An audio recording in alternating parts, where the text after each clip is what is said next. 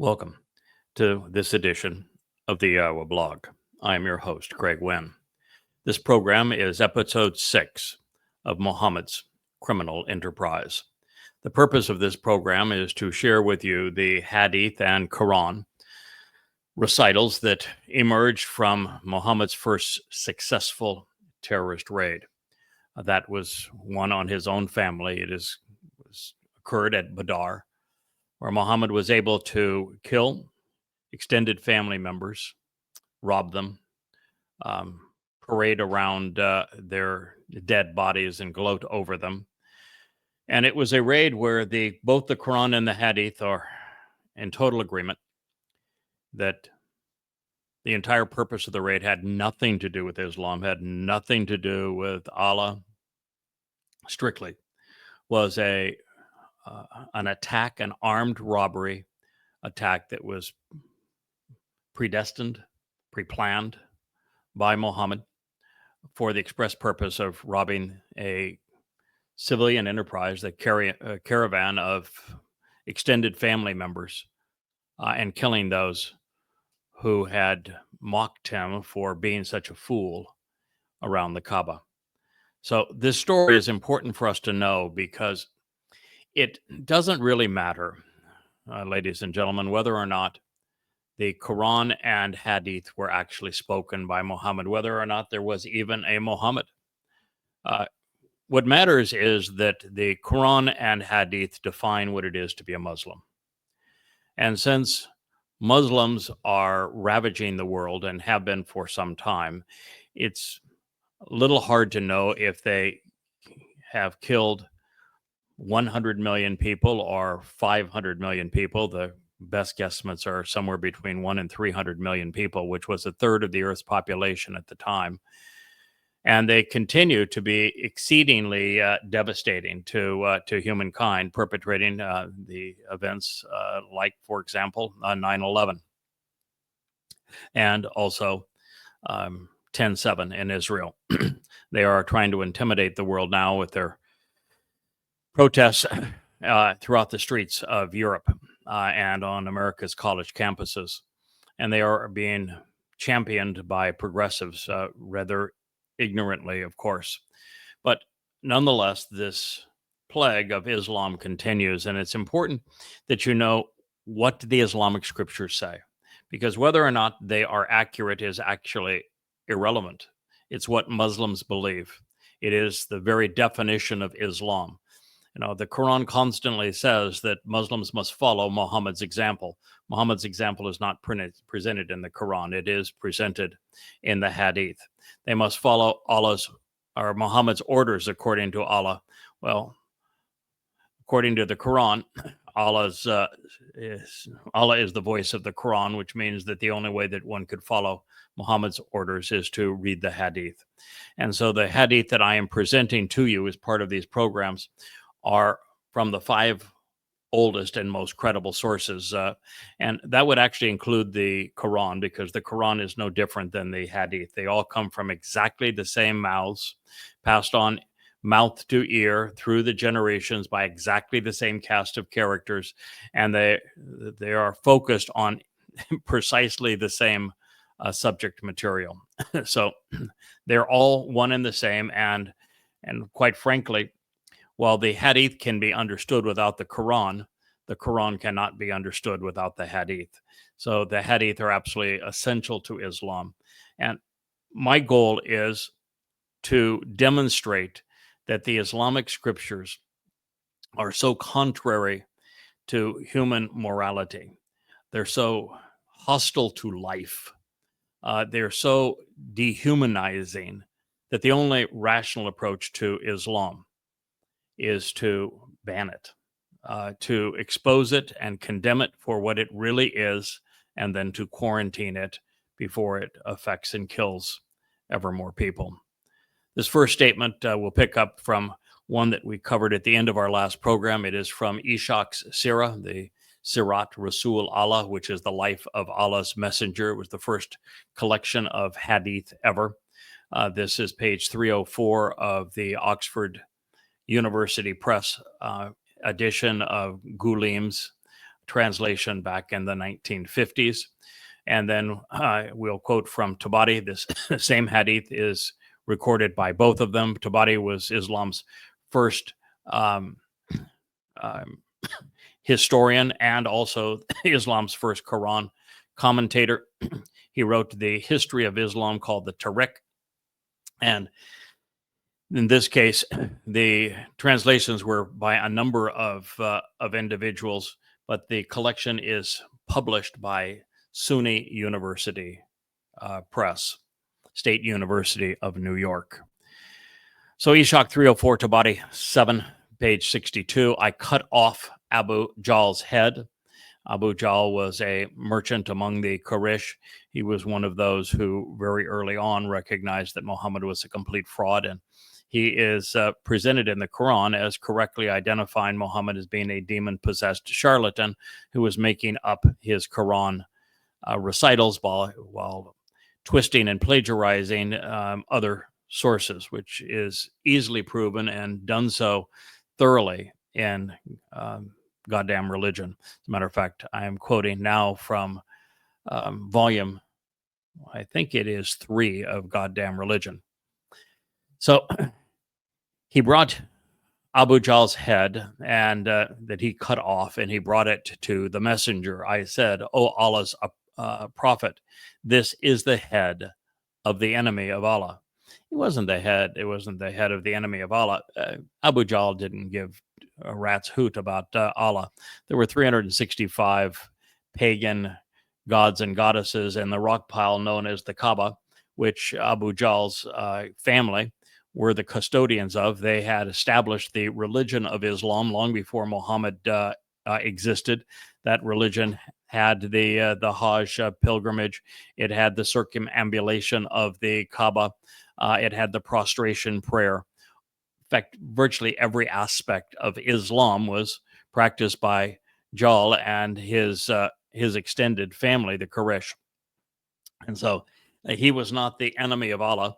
Allah, by the way, was not among the leading rocks in the Kaaba. Alat, Manat, Al-Uzza, Harat were all much more important rocks in the rock pile to rock gods in the Kaaba. So he would not have been an enemy to Allah. He wouldn't have cared if somebody brought in another 1,500 rocks into the pile and added another one to the mess.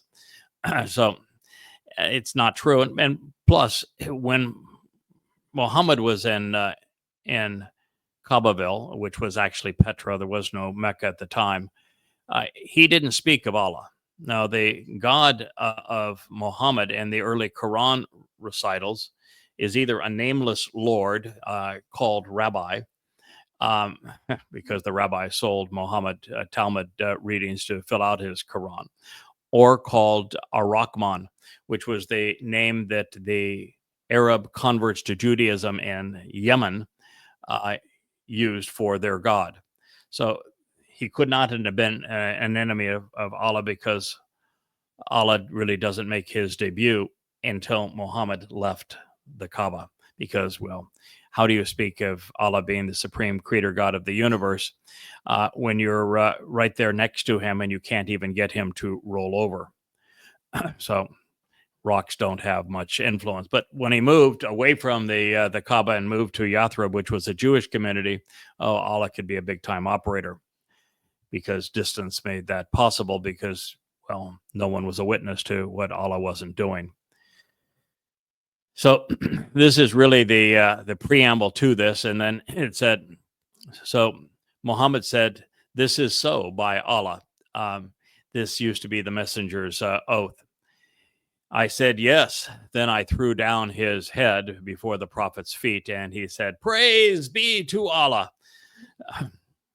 You know you're dealing with an exceedingly sick individual when one of your goons cuts off a man's head that had done nothing to you except laugh when you said something really stupid. For example, while he was around the Kaaba, Muhammad accepted the idolatrous bargain, which was where he after promising to slaughter his kin, um, agreed to a compromise where he said, okay, I won't slaughter you, but what I want is sex, power, and money. I want to be king for a day. I want to have all the prettiest babes in town, and I want you to share some of the revenue from the pilgrimage to the Kaaba with me.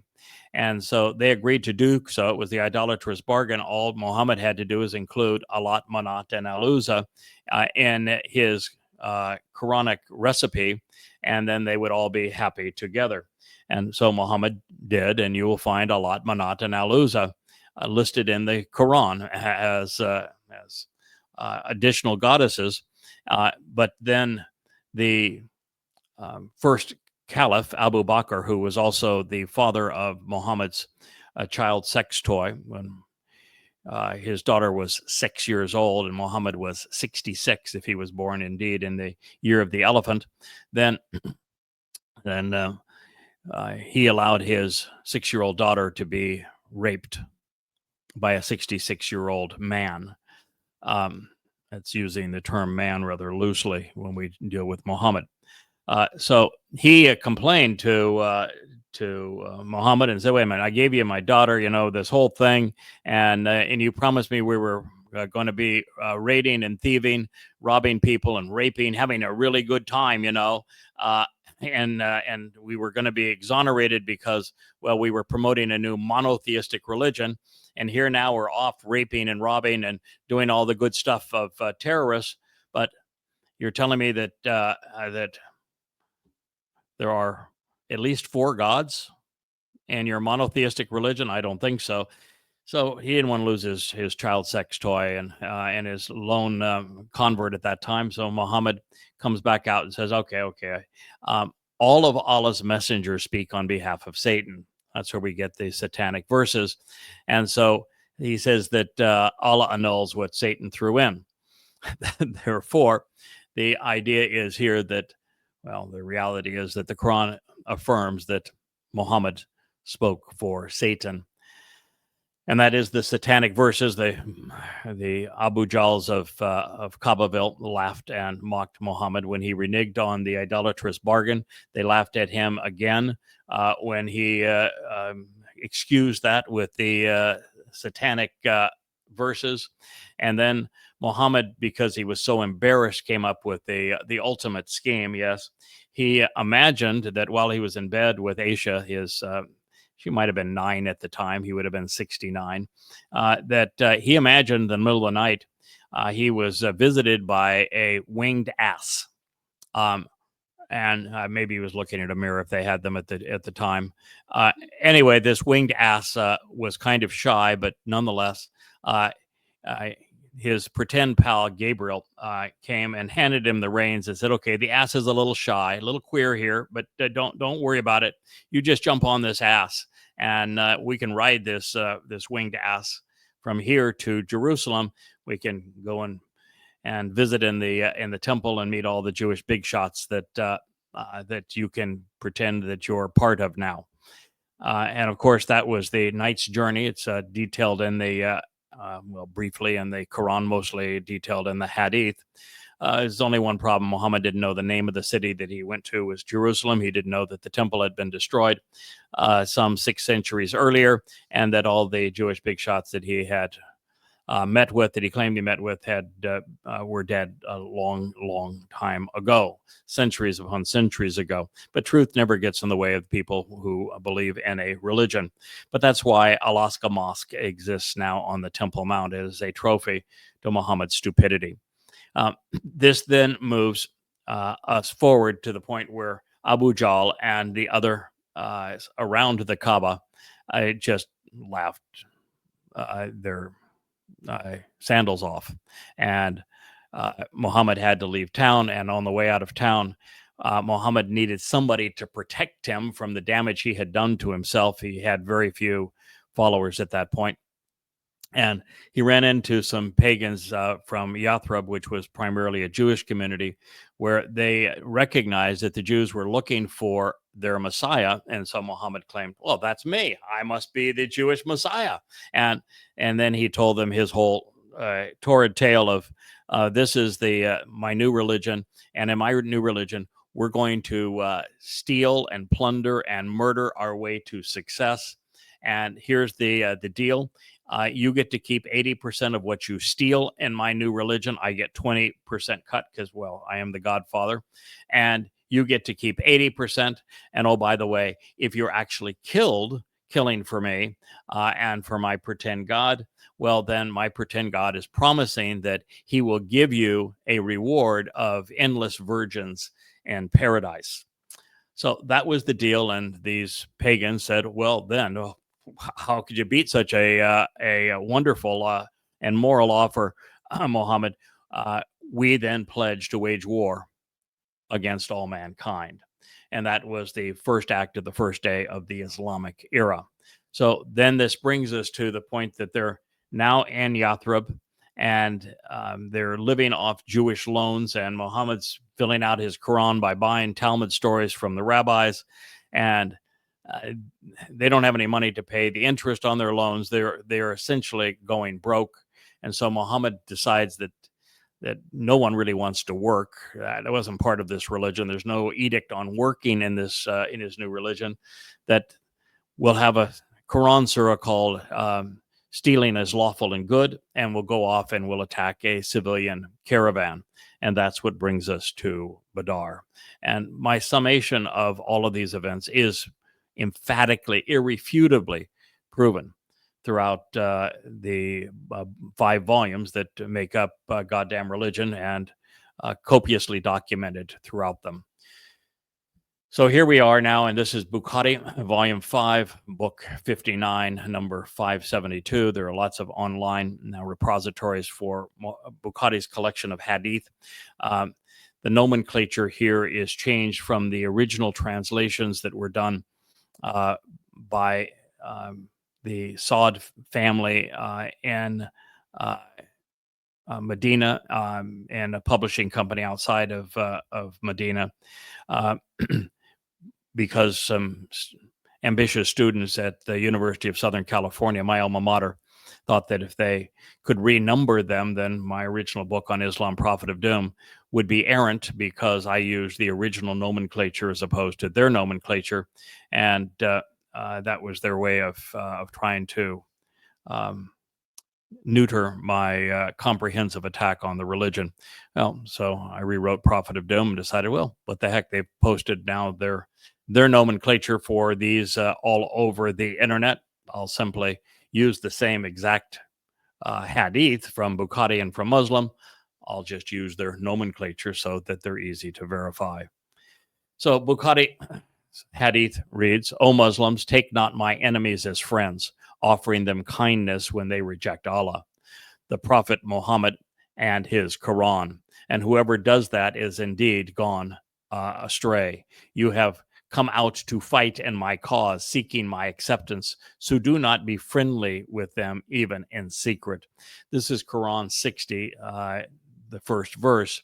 Of course, there's some issues here. One is that Quran 60 was not revealed at this time. It was the 8th surah of the Quran that was revealed at this time. And so it could not have been cited at this moment. But it is interesting nonetheless, because a Muslim means those who submit to Allah. Allah refers to Muslims as his slaves. And Allah admits that he has enemies. And he is telling Muslims that they must not treat Allah's enemies with any kindness. They have rejected Allah, which would be saying, because, well, Allah's no bigger than the snake that slithered out of the Garden of Eden.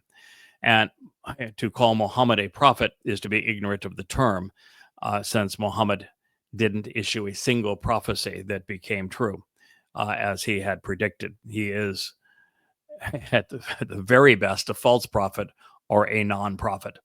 And it says, and his Quran. There was no Quran at this point. The Quran did not come to exist until about 5 or 6 generations after Muhammad's death. So no Quran, no prophet, and Allah's not a God. But nonetheless, Muslims believe that Allah was. They are led to believe that there actually was a Quran. They actually believe that Muhammad was a prophet because, again, the faithful will believe anything. That's the nature of a religion. That's why they call it faith, not fact. Then he says, so whoever does that, then indeed he has gone astray. So if you're a Muslim and you claim to be friends with any non-Muslim, then you are no longer a Muslim. You have gone astray from Islam. That's why there can be no moderate Muslims. You have come out, then it says of the others, you have come out to fight in my cause. This is jihad. Jihad is always presented as fighting in Allah's cause. Allah's cause is the pledge of Aqaba. It is to wage war against all mankind. Muslims must fight and kill for Allah until there are no more humans left on the planet. That is the instruction of the Quran, and it is not going to change. It says, do not even be friendly with them in secret. So this is the nature of the Quran and of Islam. Now, turning to Ishaq 305, Utkacha fought until he broke his sword. He came to the apostle and the apostle gave him a wooden cudgel, telling him to go out and fight with that. He brandished it. Now that's just a stick with a ball at the end of it. It's a savage tool. So he brandished it, which would make him a savage human being, and it became a brilliant weapon. This really reminds me of what I saw in the unedited footage of what happened in the kibbutzim in Israel on 10/7, when Muslims, not Hamas, just good Muslims, came in and they began to hack off body parts and heads of living people with the garden implements. There's one, it's a man that has been shot. He's wounded. He's laying on the ground. He is bleeding badly, but he is absolutely still alive.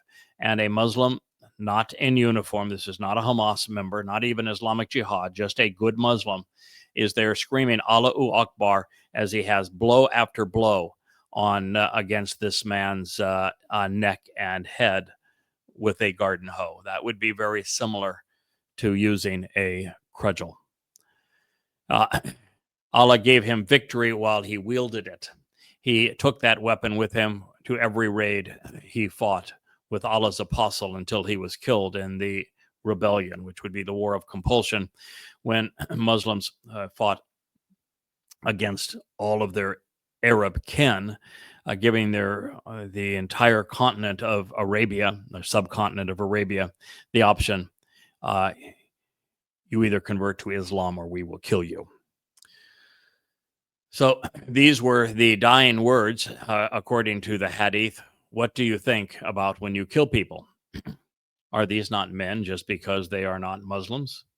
Was the question. The question, however, was not answered. Throughout time, evil and maniacal regimes have conditioned men to dehumanize and demonize their intended victims. The militaries do this on a regular basis. Otherwise, it's very difficult for people to shoot and kill a person that they can actually see. But they're always dehumanized, and there is no more dehumanizing book in the history of humankind than the Quran. So in this case, the intended victims would be all non-Muslims, and according to the Quran, it is good to kill them. But Muslims beware. According to Ibn Ishaq, Muhammad's quota on paradise was proclaimed at Badr. Listen to this, Ishaq 306. When Allah's apostle said, 70,000 of my followers shall enter paradise like the full moon. Ukasha asked him if he could be one of them. Then a lesser Ansari asked to be included, but the Prophet replied, Ushka beat you to it, and my prayer is now cold.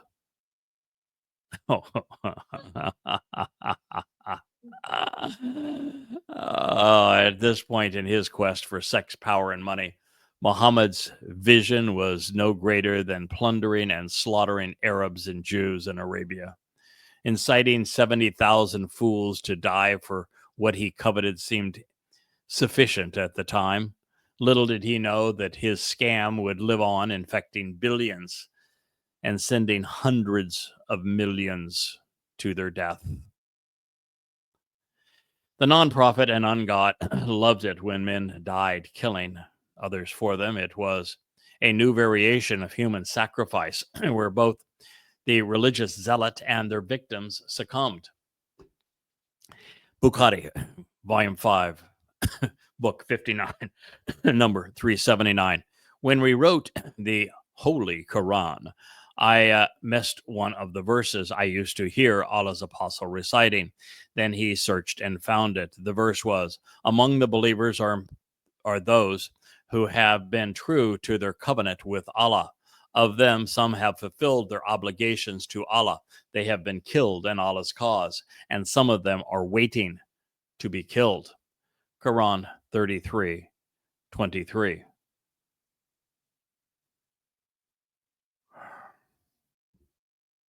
Think of that for a moment.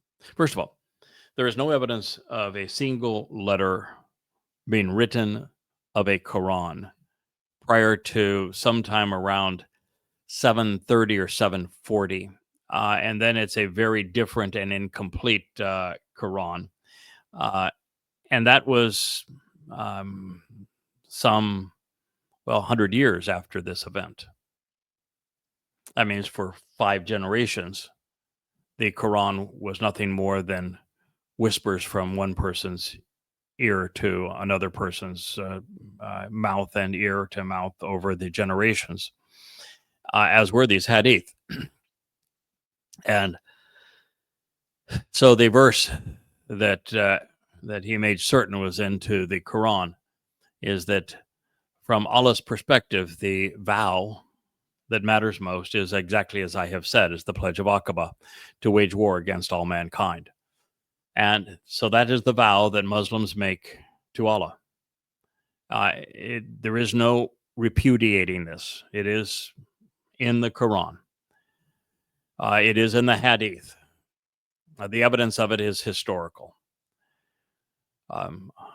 Between 100 and 300 million people would die in the first 100 years of Islam because of this.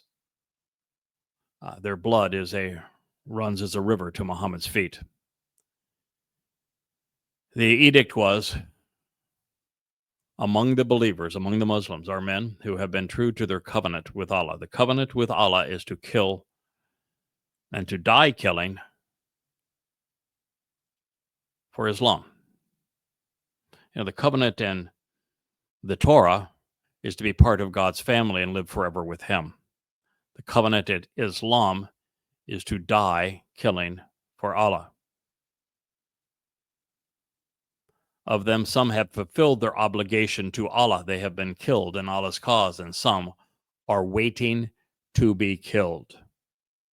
You see, it's not enough for a Muslim to kill non-Muslims. The only way you fulfill your covenant with Allah as a Muslim is to be killed, killing for Allah. Now, if that doesn't tell you several things, one is that Islam is incompatible with life. Islam is incompatible with any form of morality. That Islam is a death cult. That Allah is not God. That Mohammad was not a prophet. That Islam is a death cult, and that the Quran is a terrorist manifesto. If that is not what you get out of that verse, then you have problems in your head. Then you are opposed to evidence and reason. So we wrote it in its place in the Quran. We, of course, didn't write the Quran. It would not be written for another anywhere from 4, 5, 6 generations from this point. Just as Muhammad and Allah had invented a more efficient form of human sacrifice, where both the victim and the perpetrator die, they had a new interpretation of a covenant. In theirs, men are obligated to die while killing. For your edification, this portion of the 33rd Surah represents a smorgasbord of terror, with victims ranging from former Muslims Arab disbelievers, and Jewish neighbors. And since they said that's what was cited and entered into the Quran, let's recite a few verses of it. Quran 33:9. O you who believe, remember the favor of Allah. Now, the Quran actually never says Allah. It has lots of names for the wannabe God of Islam. And as I said, it begins with a lord called a rabbi, because rabbis pulled one over on Mohammed. Then it goes from the rabbi, who was a nameless lord, to Ar-Rahman. And there are surahs devoted to Ar-Rahman and say that the name of the Islamic God is, in fact, Ar-Rahman. And from there, there's also an Ar-Rahim. But Allah became a come lately to the Quran, and he was even backdated into some of the earlier surahs. But he is never called Allah. No, he is called either Allahi, Allaha, or Allahu. Al is the, and Lahi and Lahu are for him. It's essentially bastardized Hebrew. All in Hebrew is either on, upon, for. So they took that from Hebrew. And lah in Hebrew is for or to. And hu in Hebrew is him. This is either hu or he. So Allahi is actually Hebrew. And it means the for him, the to him, not Allah. Allah is never written. So remember the favor of Allahi, and it gets mixed up. Some places it's Allahi, sometimes it's Allahu, sometimes it's even Allaha, which is the feminine, so for her. Upon you, when there came to you men, and we sent upon them a wind and forces that you saw not. And Allahu is all-seer of what you do. So what they're claiming here, this was the Battle of the Trench, where, which came, by the way, much after this. So this could not have been recited at this time, because the Battle of the Trench was the Quraysh and Babel responding to what happened here at Badr and trying to stop Mohammed from kidnapping them and murdering them, terrorizing them, and robbing their caravans. So they went to Yathrib to try to stop him. And Allah claims that his one miracle, his lone miracle, was that he caused the wind to blow in the desert. And now he's not even smart enough to know that the trench was dug around all of Yathrib. Couldn't be much of a trench because it's sandy soil, that sort of thing. You can't really do that. And that this trench was insurmountable, allegedly, by the merchants of Babel, Muhammad's kin. And so the great defense was that the wind blew. But the problem is that it encircled, allegedly, Yathrib. And if the wind blew in one direction, then, well, it might have been against the merchants who had come to hold Muhammad accountable on the south side. But that means on the north side, the sand and the wind was blowing in the faces of the Muslims. And so wind just does not work for Allah. But Allah was not very smart. Nonetheless, this was his one great miracle. And of course, he said that the wind and the forces that you saw not, well, you saw not because, well, they weren't there. But nonetheless, Allahu, he is the all-seer of what you do. Oh, yes, the Gestapo is watching every move. Quran 33:10. When they came upon you from above you and from below you, and when eyes grew wild and the hearts reached the throats. But again, I can't help but pointing out to you that the Quran is nonsense here. This was Yathrib. There was no way to come from above Yathrib. It's a plain area of date farms, So no, there was no way to come from above. There was no way to come from beneath the soil of Yathrib either. So there was no one coming from above, no one coming from below. And when the eyes grew wild and the hearts reached the throats, and you were harboring doubts and assumptions about Allahi. So in other words, the first Muslims were overwhelmed, and they had no idea how to defend themselves. And the Meccan merchants had their way with them. And so it was only because the Meccan merchants thought they had killed Mohammed and had eliminated the threat to them that they left, because they wanted nothing else there. They just wanted Mohammed to stop terrorizing them. And so when they went back home, then that's when Allah became the big shot here and said that, oh, yeah, you were worried that He wasn't there to protect you, but he said the believers were shaken. It says here 33:11, they're the believers. They were tried. They were shaken with a mighty shaken. 33:12, when the hypocrites and those who were filled with doubts and those whose hearts is a disease said, the promise of Allahu and his message to us is only a deceitful delusion. Yeah, it was all true. It's amazing that they would say that and that it would make its way into the Quran, since the people he's calling hypocrites were Muslims. Yep. If you're a Muslim and you don't fight to the death under, no matter what the circumstances are, killing for Allah, you become a hypocrite. And according to Allah, all the hypocrites have to be tortured in the hottest places in hell by Muhammad personally. So if you are a peaceful Muslim, your God hates you and he intends to torture you forever. Quran 33:13, and when a party of them said, "Oh, people of Yathrib, no stand for you, so turn back," and a group of them sought permission, the prophet saying, "Lo, our homes exposed," when they, not exposed, they wished to flee. It's written at I mean, I can't say it's written at a third grade level, because I've read Dick and Jane, and I've read One Fish, Two Fish, Red Fish, Blue Fish, and I can tell you that those books actually use verbs. They have full sentences. This doesn't. It lacks prepositions. It lacks pronouns. It lacks everything that would make it sane.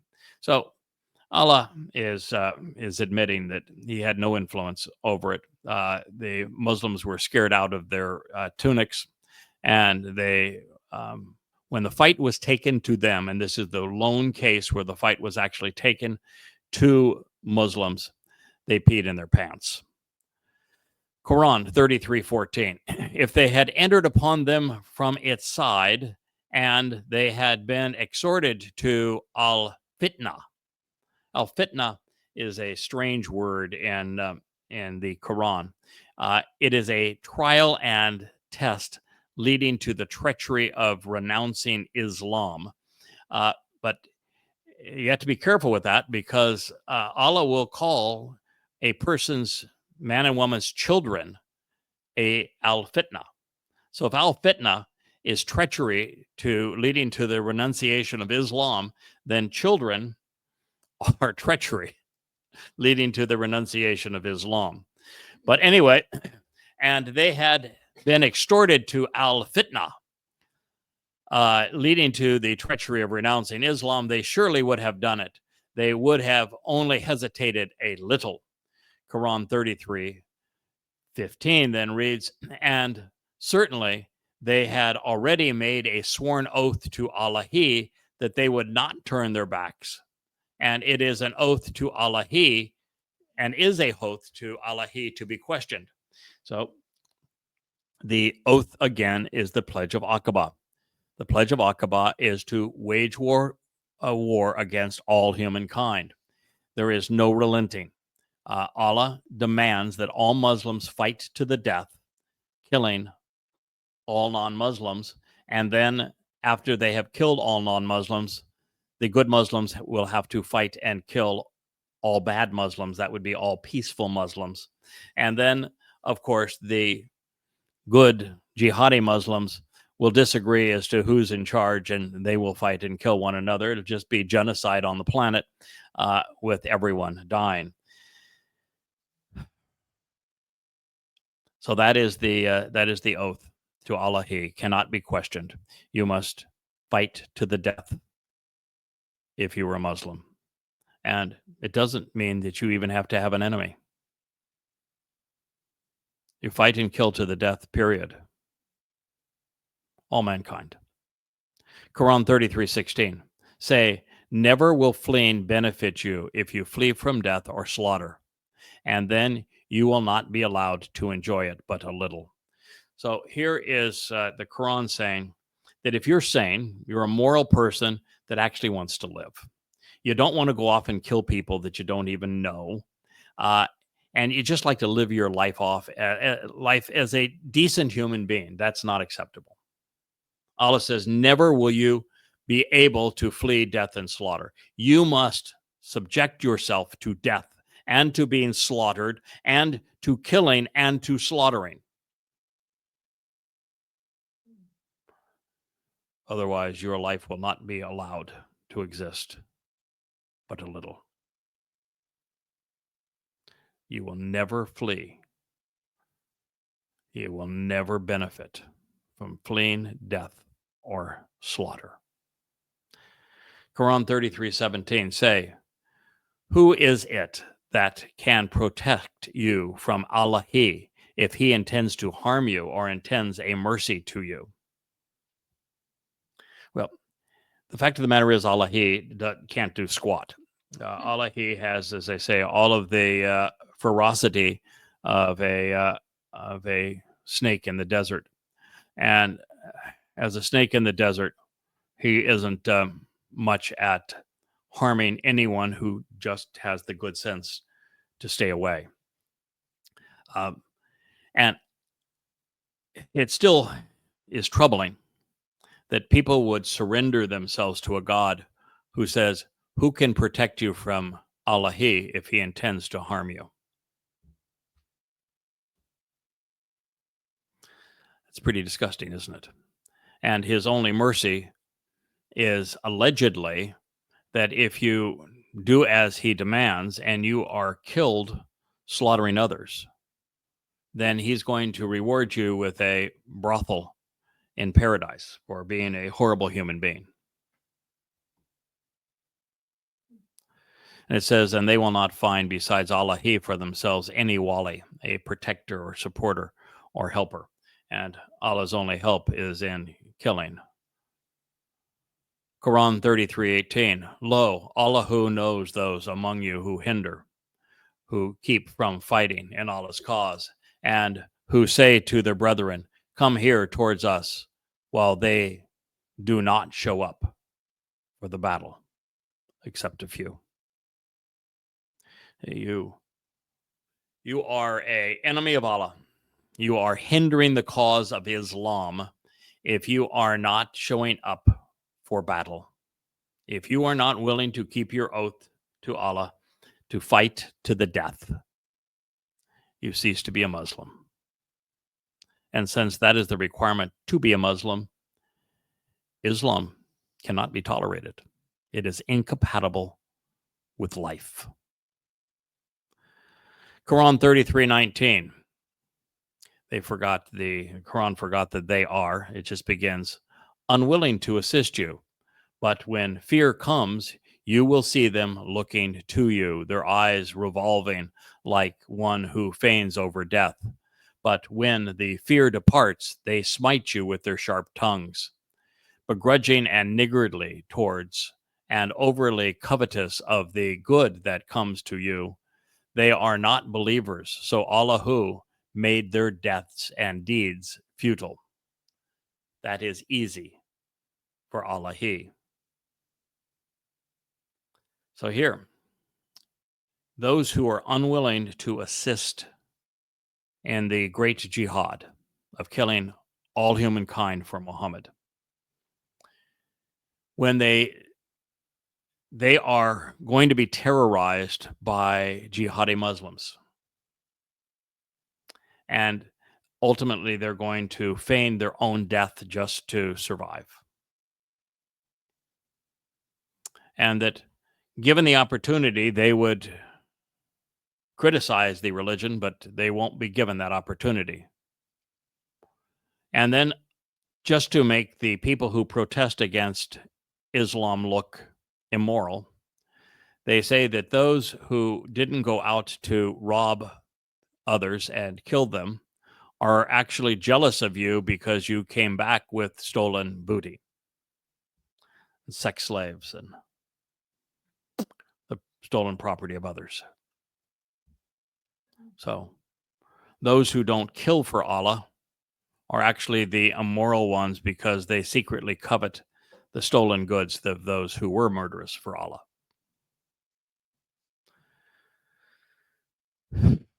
And it says, of those who do not fight and kill for Allah, you are not believers.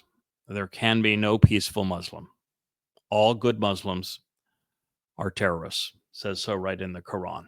We just read it. Quran 33:20. They think the clans have not withdrawn. And if the allies should come, they would wish they were in the deserts among the Bedouins, seeking news about you. But if they were among you, they would hardly fight at all. The clans are the family members who came from Babel, which was actually Petra, to stop Mohammed and the first Muslims from killing them,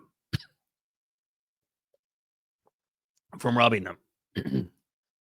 And it says here that the peaceful Muslims would prefer not to be anywhere near any of this carnage. That peaceful Muslims are unwilling to fight.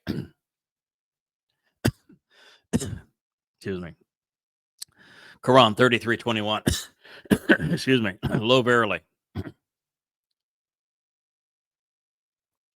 This is an exceedingly sick statement. And it is the statement that negates what is being posted on X today, where MBS, the Crown Prince of Saudi Arabia, is saying that 99% of hadiths are bogus and only 100 of them are valid, that he's only required to impose the Quran. But the Quran right here is going to say that Muhammad is the best example for you to follow. And yet you can't follow Muhammad's example unless you know what Muhammad did from the hadith. And so it renders what MBS is proposing now absolutely moot and stupid. And I've called him out for it as well. Quran 33:21. Lo, verily, you have a noble paradigm and a good example for everyone to follow in the messenger of Allah, for him who hopes in Allah and the last day and remembers Allah much.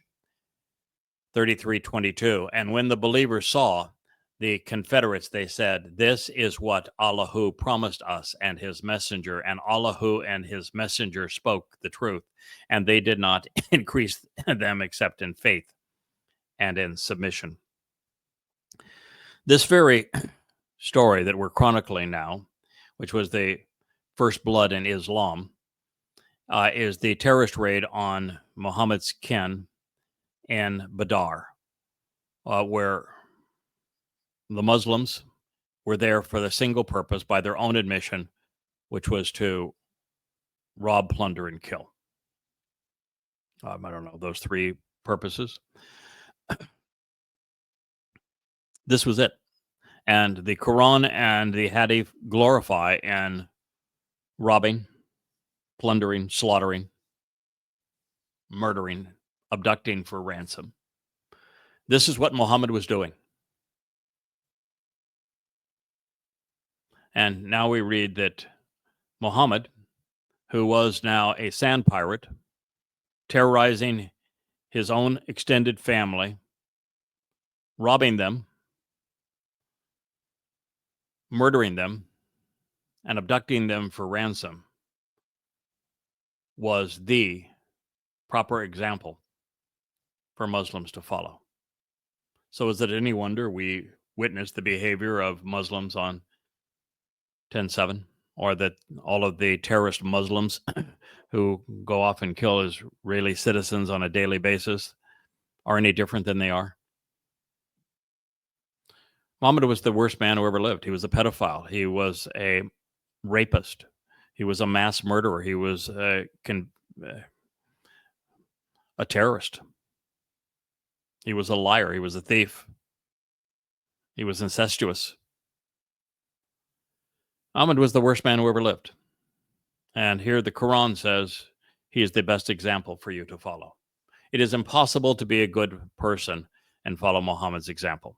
If you follow Muhammad's example, you will be a rapist, you will be a pedophile, you'll be a mass murdering terrorist, you'll even be sadistic.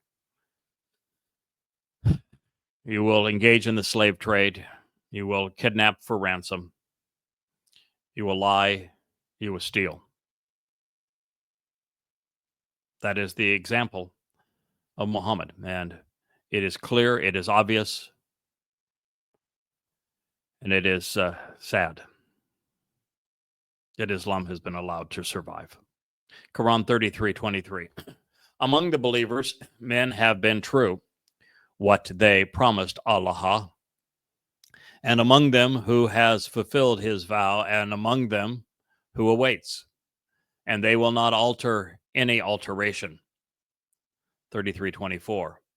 That Allahu may reward the truthful for their truth and punish the hypocrites, disbelievers, and wrongdoers if he wants, or turn in mercy to them. Lo, verily, Allah is oft forgiving, Rahman, merciful.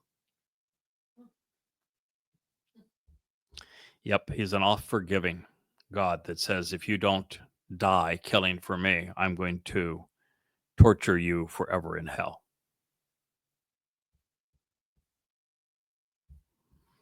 He is merciful, all right. You must slaughter humans and die slaughtering them for me. Nothing says mercy more than slaughter.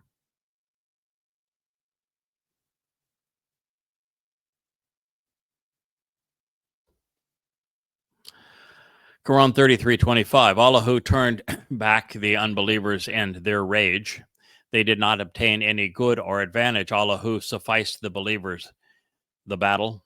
Allah who is strong, almighty. Quran 33:26. And he brought down those who backed them among the people of the book from their strongholds and cast Ruba, terror, into their hearts, so that a group you killed and a group you enslaved as captives. 33:27. And he caused you to inherit their lands and their houses and their wealth, and you had not had this land before nor trodden it. Allahu on everything, all powerful piece of crap. Do you ever understand what he just said? This is in the Quran.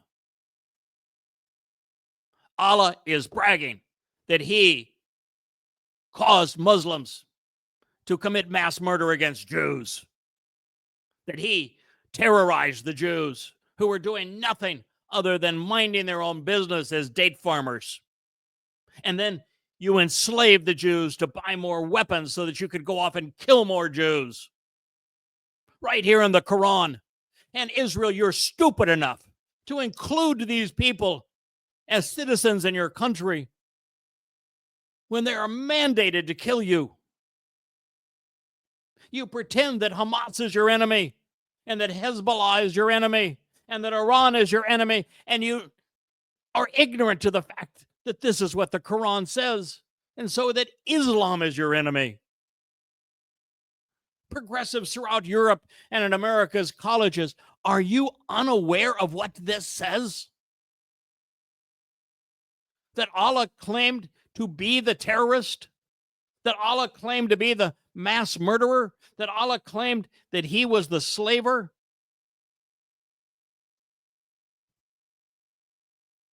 This is written right in the Quran. You can't change the Quran. All you can do is quarantine those who believe it so they can't terrorize, kill, and enslave based upon this nonsense from this piece of crap known as Allah. And he brought down those who backed them among the people of the book, that's Jews, from their strongholds. They didn't have any strongholds, they had homes. And he cast terror into their hearts. Yes, Muslims terrorize them just as they do to this day. So that a group, you killed thousands of them. And a group you enslaved as captives, selling the children so that you could buy more weapons. And he caused you to inherit. This is not an inheritance. This is armed robbery. This is genocide. Their land and their houses and their wealth stolen because you murdered them. And it doesn't even say here what it says clearly in the Hadith, that the women were raped.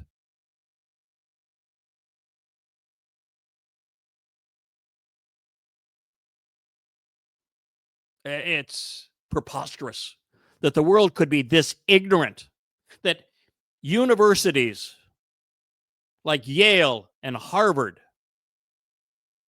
and the University of Michigan, Columbia, could be this utterly ignorant, this completely immoral, to have partnered with this death cult. And yet they have. And yet when you look at the marches of Muslims in the streets throughout Europe and on college campuses, the majority of those who are marching with them are progressives. Too ignorant, irrational, and immoral to respond in an intelligent way. This is the plague on our planet. It is the greatest threat to life and liberty the world has ever known. Islam is revolting.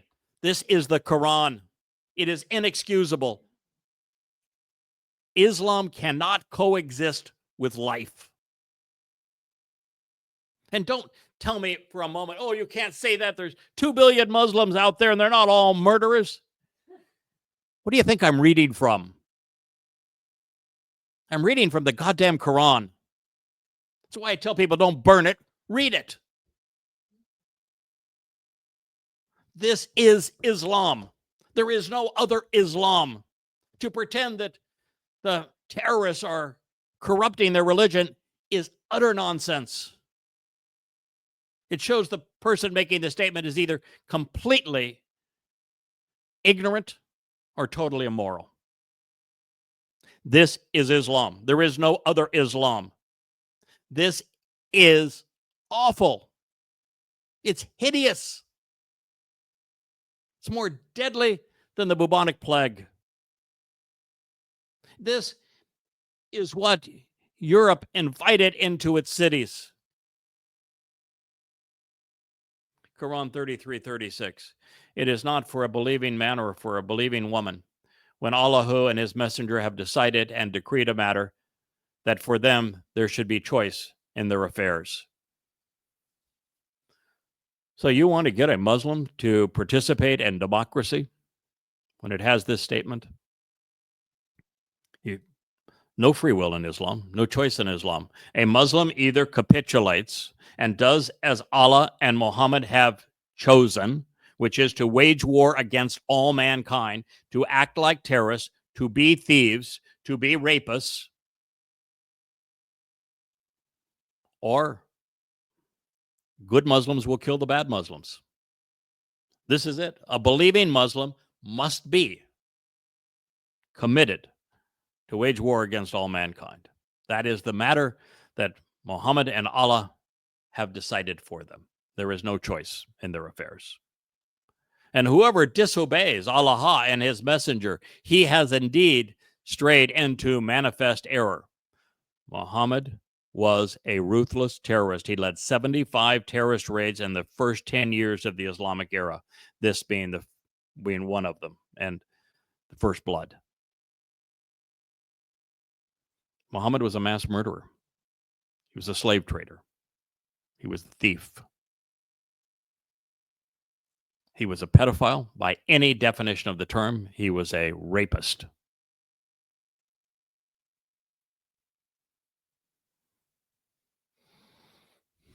Quran 33:38.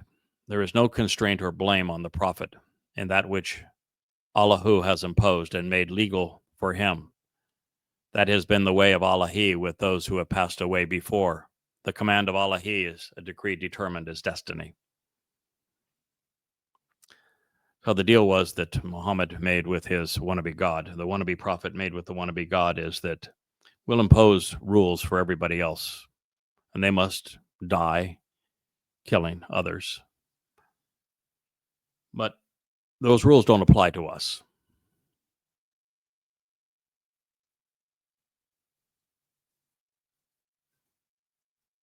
Pure hypocrisy. Gods who are like this, that say, oh, by the way, I'm going to establish rules for you, but I don't abide by them, are grossly immoral. So according to the Quran, all good Muslims fall into one or two categories: those who have died killing infidels and those who will die killing non-Muslims. Only two categories. That's what the Quran just said. And no matter when, who, or where Muslims kill, Allah is always an accomplice to the crime. The Badr raiders failed as pirates. The caravan they sought to plunder got away. Yet the skirmish that ensued between militants and merchants resurrected a dying doctrine and ultimately reshaped the world. Hundreds of millions of people would die in the next 100 years as a result of this. The Islamic lore that emerged that spring morning in 623 from the blood-soaked sands near the sea serves as the only credible report as to what happened at Badr. Nonetheless, here are some insightful lines spoken about the terrorist raid. The first was recited as a poem showing that I am not alone in authoring a Suratan. I have posted my Suratan challenge on a number of places. I didn't get much feedback from it, but nonetheless, I will continue to do my part to embarrass Islam. It's the most human and compassionate thing to do. Ishaq 3:15. It was so criminal. It was so criminal. Did I tell you that Islam is a criminal enterprise? It was so criminal. Can I read that again? It was so criminal. Men could hardly imagine it.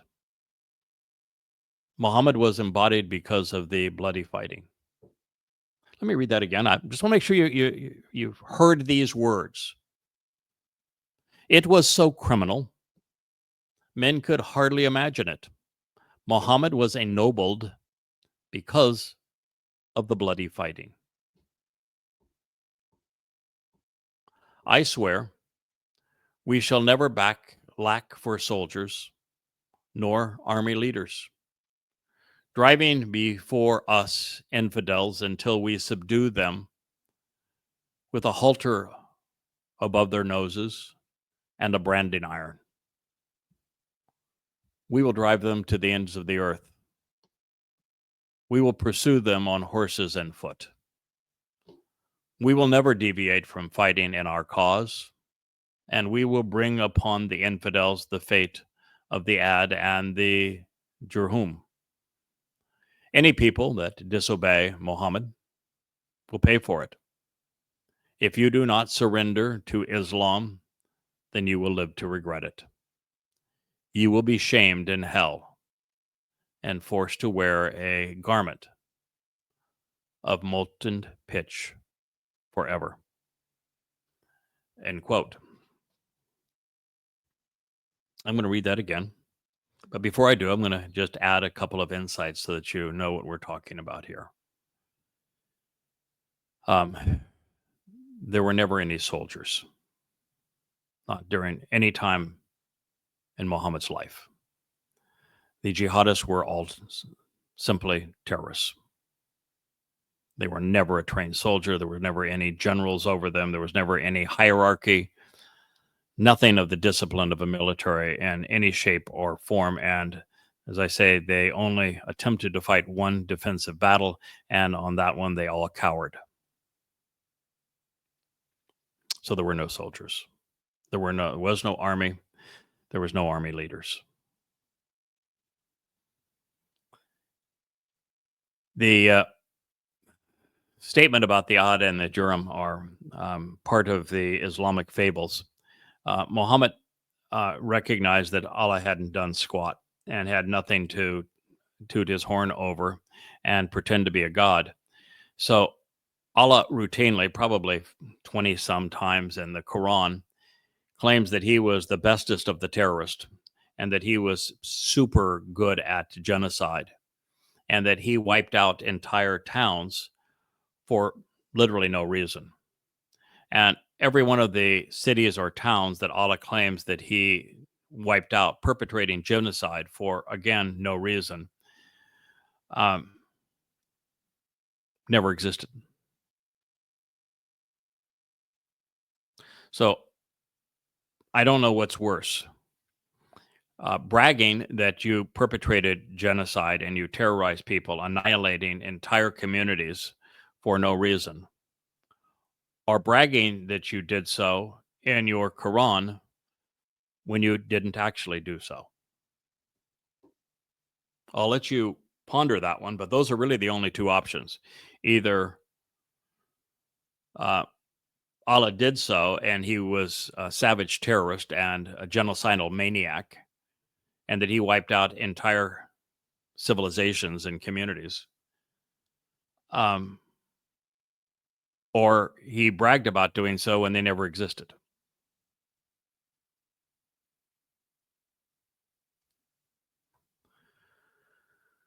With that, one other comment. Allah in the Quran spends all of his time in hell. He's never depicted any place in the Quran other than in hell. And in hell, where Allah is the chief warden, he personally orchestrates and actually conducts the torture of everyone who is there. And mind you, now this would be 80% of humanity that is in hell being tortured by Allah. And Allah's hell has people in Allah's hell have physical bodies because it's only with physical bodies that you can be tortured. Of course, that makes no sense whatsoever. But again, this is not designed to make sense. That's just like the Islamic heaven. You have a physical body that can be satiated with carnal lust, but everyone has a physical body. Allah's favorite occupation in hell is to have this rotisserie where he personally rotates humans on a rotisserie, which means they have this thing that goes through their body, most likely from their anus out their mouths. And that he rotates them on this rotisserie so that he can burn and singe their skin and cause the greatest amount of pain. And while he's doing it, he claims that he pours molten pitch down their mouths and makes them wear a garment of molten pitch while they have to swallow thorns and they're given no water to drink. And just when their skin is singed off and they have nothing more to be tormented by, Allah provides them with a new skin so that he can continue to be sadistic. So this is what the forever garment of pitch is alluding to. Allah gives Satan a bad name. Satan isn't even this demonic as the Quran's depiction of Allah. So with those things, I'm going to close this program by reading Eshach 3:15 to you. It is important once again for you to know that Ibn Eshach collected hadith 100 years before anyone else. He was the first to do so. There is no more credible source of hadith than Ibn Eshach. The Ibn Ishaq's hadith are all consistent with what we read in the Quran. They're also consistent with every other source of hadith. And he is a pure Islamic source. And again, without Ibn Ishaq, there probably is no Tabari. And without Ishaq and Tabari, the Quran cannot be put in chronological order, set into the context of Muhammad's life. It means it cannot even be understood. The religion can't be practiced. Without Ishaq, Islam evaporates into nothingness. So this is Ibn Ishaq. His collection of hadith was called the Surah of Allah's messengers, Surat Rasul Allah. Now, it also is germane for you to know that there is not a surviving copy of Ishaq's books. There was a redaction of it that Ibn Hisham compiled about 150, 200 years after Ishaq's death. And what he says is that he sanitized Ishaq's hadith collection because there were many hadith in it that were so despicable that he couldn't even bear to write them. So what I'm sharing with you is the sanitized version of Ibn Ishaq. Ishaq 315. It's translated by Gulim, the 1950s, and published by Oxford University Press. Page 315 is where you'll find this. It was so criminal. Men could hardly imagine it. Mohammed was ennobled because of the bloody fighting. I swear we shall never lack for soldiers nor army leaders, driving before us infidels until we subdued them with a halter above their noses and with a branding iron. We will drive them to the ends of the earth. We will pursue them on horse and on foot. We will never deviate from fighting in our cause. We will bring upon the infidels the fate of the Ad and the Jerum. Any people that disobey Muhammad will pay for it. If you do not surrender to Islam, then you will live to regret it. You will be shamed in hell and forced to wear a garment of molten pitch forever. Let that sink in, folks. This has been a special edition of the YAHOWAH blog. I'm your host, Craig Winn, and I will affirm to you that everything that I have shared with you is available for you to read and to verify for free if you go to yadayah.com or goddamnreligion.org. And these 5 volumes that chronicle the Islamic Hadith and Quran use the 4 most credible Hadith sources to reorder the Quran chronologically and set it into Muhammad's life, where the entire Quran is presented. The evidence there is irrefutable. Islam is a death cult. It is grossly immoral. It is incompatible with human existence and life. And it is all validated for you, all documented, intimate, copious detail. I would encourage you to read it. And so I thank you for listening. I am your host, Craig Winn.